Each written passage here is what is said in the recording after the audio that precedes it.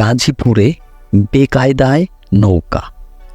গাজীপুরে যতগুলো আসন রয়েছে সব আসনেই কেমন যেন নৌকা খুবই একটা বিপজ্জনক অবস্থানে আছে বলেই মনে করতেছে বিভিন্ন গণমাধ্যম। এমনটাই বিভিন্ন গণমাধ্যমে প্রচারিত হচ্ছে। কেননা গাজীপুরের যে প্রার্থীদেরকে নৌকা প্রতীক দেওয়া হয়েছে তারই বিপরীতে যে স্বতন্ত্র প্রার্থীগুলো আওয়ামী লীগ থেকে দাঁড়িয়েছে, এখন তারাও তো আওয়ামী লীগ করতেছে এবং যাকে নৌকা প্রতীক দেওয়া হয়েছে সেও আওয়ামী লীগ করতেছে। এখন আওয়ামী লীগের ভিতরে একটা দ্বন্দ্বের সৃষ্টি হচ্ছে।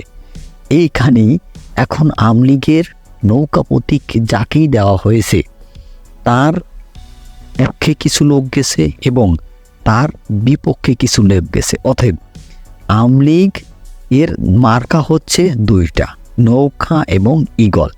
এখন খুবই একটা বিপজ্জনক অবস্থায় আছে আওয়ামী লীগের প্রার্থীরা গাজীপুরের আসনগুলোতে, এবং তাদের নৌকার বিপরীতে যে হেভিওয়েট প্রার্থীগুলো দাঁড়িয়েছে তাদেরও জনপ্রিয়তা কম নয়।